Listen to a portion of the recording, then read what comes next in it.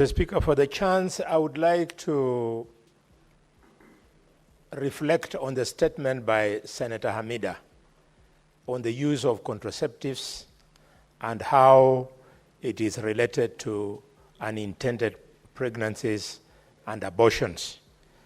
This is a very important matter because it's right at the heart of the productive age of our women.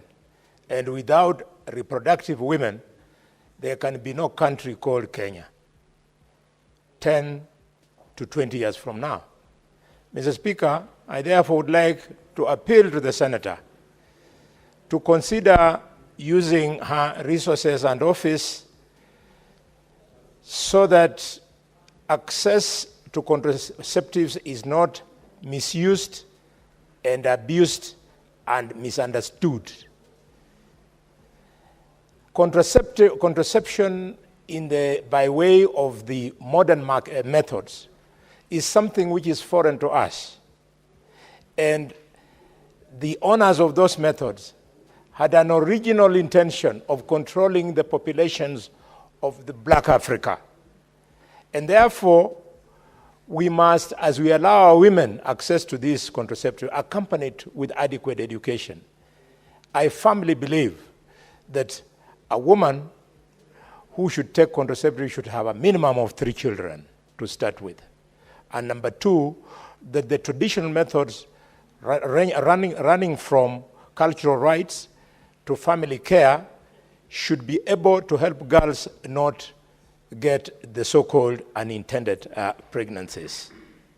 Finally, on this very important issue, the issue of post-abortion care.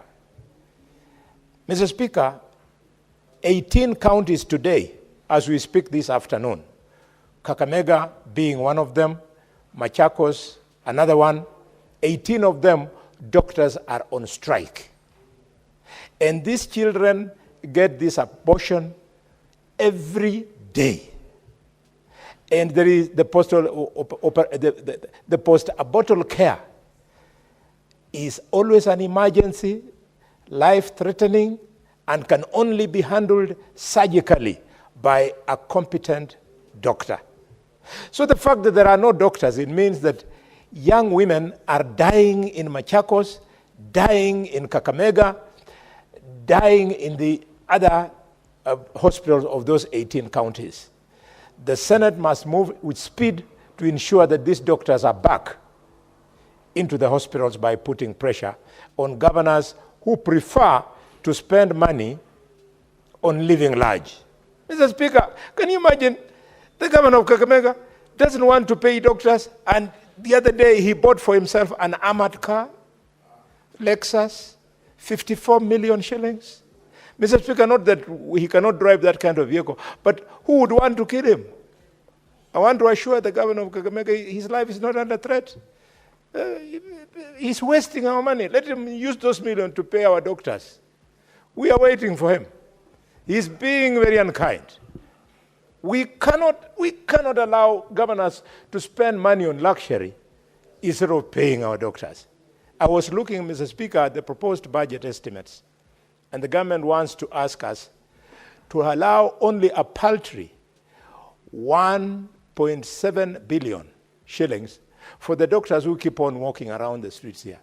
That money is not enough to get those doctors back, to address their salaries in arrears, to address their needs for promotion, Mr. Speaker. We require 4 billion. 4 billion shillings, Mr. Speaker, is not too much that we can allow our patients to be dying like animals. Mr. Speaker, that is why the Senate was created. We insist that governors must be called to order. I thank you. Senator Eisener.